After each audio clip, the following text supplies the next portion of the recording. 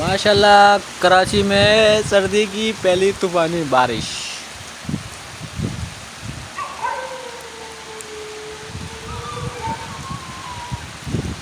इसीलिए इतना हब्स हो रहा था सारे दिन का। हाँ